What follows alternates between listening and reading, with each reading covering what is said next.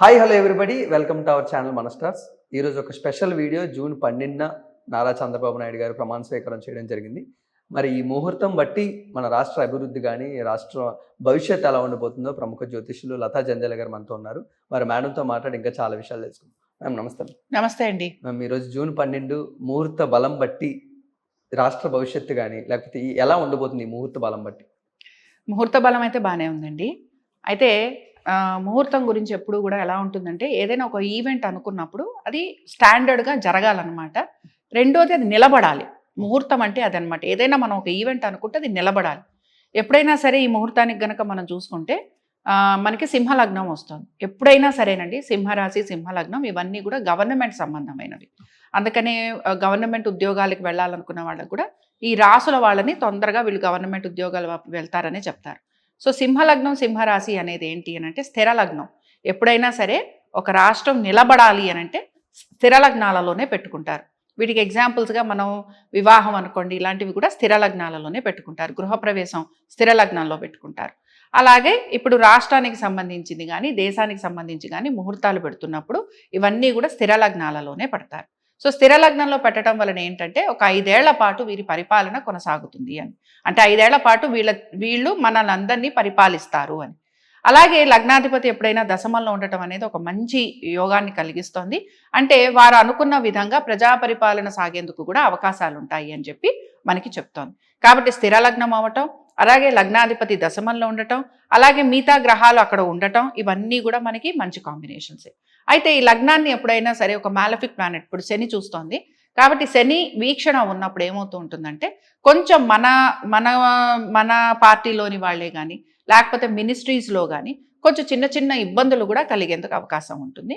అలాగే కొంచెం ఆరోగ్యం అనేది కూడా ఇబ్బందికరంగా ఉంటుందన్నమాట. అంటే ఎవరైతే ఏలుతున్నారో, ఎవరైతే ఇక్కడ ప్రమాణ స్వీకారం చేశారో వారికి, అలాగే మినిస్ట్రీస్లో ఉన్న వారికి కూడా కొంచెం చిన్న చిన్న అనారోగ్య సమస్యలు ఉండేందుకు అవకాశం అనేది కనపడుతోంది. మెయిన్గా చంద్రబాబు గారు రీసెంట్గా అమరావతి క్యాపిటల్ అని అఫీషియల్గా అనౌన్స్ చేయడం జరిగింది. మరి దీని తర్వాత అండ్ చంద్రబాబు నాయుడు ప్రమాణ స్వీకారం కూడా చేయడం జరిగింది. భూమి రేట్లు కానీ లేకపోతే ల్యాండ్ ప్రాపర్టీస్ కానీ రైతులకు కానీ వీటందరికీ ఎలా ఉండబోతుంది? ఎప్పుడైనా సరేనండి, దేశం సుభిక్షంగా ఉండాలంటే రైతన్నకే ఓటేస్తాం మనం.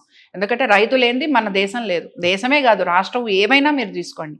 అందుకనే ఎప్పుడు కూడా రైతుకి వాల్యూ ఇవ్వటం అనేది కనపడుతూ ఉంటుంది. సో ఇప్పుడు మీరు అడిగిన దాని ప్రకారం చూసుకుంటే భూములకి సంబంధించి కానీ, రైతులకి సంబంధించి కానీ, మైన్స్కి సంబంధించి కానీ, రియల్ ఎస్టేట్కి సంబంధించి కానీ, వీటన్నిటికీ సంబంధించి కూడా చాలా వరకు అభివృద్ధి అనేది కనపడుతోంది.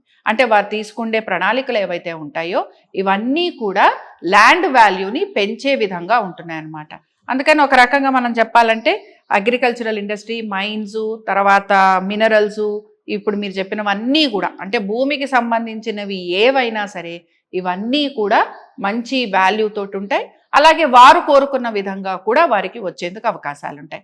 అయితే ఎప్పుడైనా సరే షష్టాధిపతి కూడా చూస్తున్నప్పుడు ఏమవుతూ ఉంటుందంటే కొంచెం మనం ఏదైనా ఒక ప్రణాళిక వేసుకున్నప్పుడు దాని గురించి ఇన్వెస్ట్మెంట్ అంటాం కదా, కొంత ఎక్కడి నుంచి అయినా సరే రుణం తీసుకొచ్చి ఇన్వెస్ట్మెంట్ చేయాల్సిన పరిస్థితులు కూడా కనపడుతున్నాయి. కానీ ఎవరికైనా రియల్ ఎస్టేట్స్ ఉన్నా, ఎవరైనా కన్స్ట్రక్షన్స్లో ఉన్న వీరందరికీ కూడా చాలా వరకు అనుకూలంగా ఉండబోతోంది. అలాగే మన స్లమ్ ఏరియాస్ అంటాం కదా, స్లమ్ ఏరియాస్లో కూడా చాలా వరకు చేంజెస్ అనేవి కనపడుతున్నాయి. ఇప్పుడు గవర్నమెంట్ ఇచ్చే ఉపాధి పథకాలు ఏవైతే ఉంటాయో వాటికి సంబంధించి కూడా చాలా వరకు మూమెంట్ అనేది, పాజిటివ్ మూమెంట్ అనేది ఉంటుంది. అయితే బేసిక్గా ఏంటంటే ఇవన్నీ రావాలి అని అంటే ఫండింగ్ అనేది బాగుండాలి. సో ఫండింగ్ విషయాల్లో మాత్రం వీరు కొంచెం ఇబ్బందులు ఎదుర్కొనేందుకు అవకాశాలు కూడా కనపడుతున్నాయి. మెయిన్గా ఏ రాష్ట్రంలో యువత అంతా చూసేది గ్రోత్ కానీ డెవలప్మెంట్ గురించి కానీ, అది ఆంధ్రప్రదేశ్ రాష్ట్రంలో చాలా తక్కువగా ఉందని ప్రతి ఒక్కరు ఫీల్ అవుతున్నారు. మరి ఈ ముహూర్త బలం బట్టి గ్రోత్ అండ్ డెవలప్మెంట్ అనేది ఎలా ఉండబోతుంది? తప్పకుండా బాగుంటుందండి. ఎందుకంటే వీళ్ళు ఆల్రెడీ ఫ్యాక్టరీస్, ఇందాక మనం చెప్పుకొని ఇంకొక వర్డ్ ఏంటంటే ఫ్యాక్టరీస్ అనమాట. సో ఏదైనా సరే ఒక రాష్ట్రం కానీ దేశం కానీ అభివృద్ధి చెందాలి అని అంటే అగ్రికల్చర్ అనేది ఎంత ఇంపార్టెంట్ రోల్ ప్లే చేస్తుందో ఇండస్ట్రీస్ కూడా అంత ఇంపార్టెంట్ రోల్ ప్లే చేస్తాయి. సో ఇండస్ట్రీస్ వచ్చేందుకు అవకాశాలు చాలా కనపడుతున్నాయి.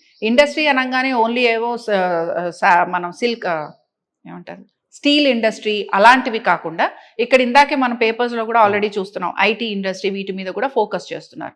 కాబట్టి ఇండస్ట్రీస్కి డెవలప్మెంట్ అనేది బాగుంటుంది.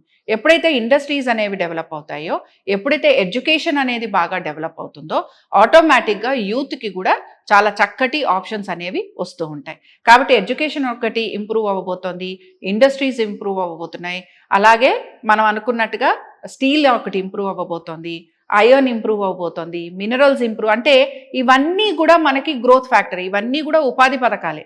ఒక రకంగా ఒక ఫ్యాక్టరీ కానీ ఒక ఇండస్ట్రీ కానీ మనం పెట్టామంటే నలుగురికి ఉపాధినిచ్చిన వాళ్ళమే అవుతాం. కాబట్టి డెఫినెట్గా యూత్కి కూడా ఇది చాలా వరకు అనుకూలంగా ఉండబోతోంది. చివరిగా ఈ ప్రభుత్వం ఏర్పాటు చేసిందే కూటమి పరంగా కాబట్టి ముఖ్యమంత్రి ఆయన ముహూర్త బలం ఏమన్నా ఆయన చుట్టుపక్కల ఉన్న మంత్రులు కానీ ఆయన సన్నిహితులు కానీ ఆయనతో ఉన్న సాన్నిహిత్యం కానీ ఎలా ఉండబోతున్నారు, ఎలాంటి సపోర్ట్ దొరుకుతుంది? ఇందాక నేను చెప్పాను కదా, ఎప్పుడైనా సరే ఒక మ్యాలఫిక్ ప్లానెట్ కనుక లగ్నాన్ని చూసినప్పుడు కొంచెం సహాయ సహకారాలు మనకు అనుకున్న విధంగా ఉండకపోవచ్చు. అలాగే ఫండింగ్ కూడా చెప్పాను, ఆర్థికంగా కూడా వీరు కొంత ఇబ్బందులు పాలవుతూ ఉంటారని చెప్తున్నాను. అలాగే ఏమంటున్నాను, సరే రుణాలు అప్పులు ఇలాంటివి తీసుకొచ్చైనా వీళ్ళు నడపాల్సిన పరిస్థితి ఉంటుంది అని చెప్తున్నాను. ఏదైనా సరేనండి, ఇది మళ్ళీ స్క్రాచ్ నుంచి మొదలు పెట్టడమే. అందుకని ఏమవుతుంటుందంటే ఇమీడియట్గా వీరు కోరుకున్న విధంగా వీరి మనసులో ఎన్ని ఆలోచనలు ఉన్నా అది పేపర్లో ఎన్ని పెట్టినా మనకి ఆచరణలోకి రావడానికి మాత్రం కొంత సమయం అనేది పడుతుంది. బట్ డెఫినెట్గా కొంత ఆరోగ్యం అనేది చూసుకోవాలి. అలాగే ఏమవుతుంటుందంటే కొన్ని ట్రాజిక్ ఈవెంట్స్ లాంటివి జరుగుతాయి. అంటే కొంచెం ట్రాజడీస్ అంటాం కదా, ఏదన్నా సరే దెబ్బలు తగలటము, కొంచెం యాక్సిడెంట్స్ లాంటివి అవ్వడము, ఇలాంటివి ఈయన మినిస్ట్రీలో ఉన్న వాళ్ళకి అలాగే వీరికి కూడా జరిగేందుకు అవకాశాలు ఉంటాయి.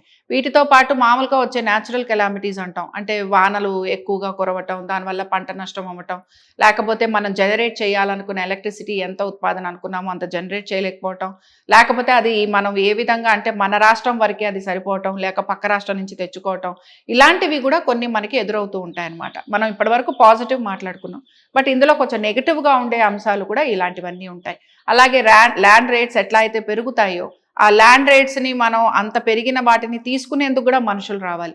సో అది మనకి కొంచెం రావడానికి టైం పట్టడం. అలాగే మనం స్కూల్స్ అవి డెవలప్ చేసిన తర్వాత ఆ స్కూల్స్ డెవలప్ అయిన తర్వాత దాని యొక్క ఎండ్ రిజల్ట్ ఒకటి ఉంటుంది. అంటే యువత కానీ పిల్లలు కానీ విద్యార్థులు కానీ వారు చదువుకొని బయటికి వస్తేనే కదా వారు ఏం నేర్చుకున్నారని తెలిసేది. అది మనకి తెలియడానికి టైం పట్టడం, ఇలాంటివి మాత్రం ఖచ్చితంగా ఉంటాయి. Thank you so much. నమస్తే.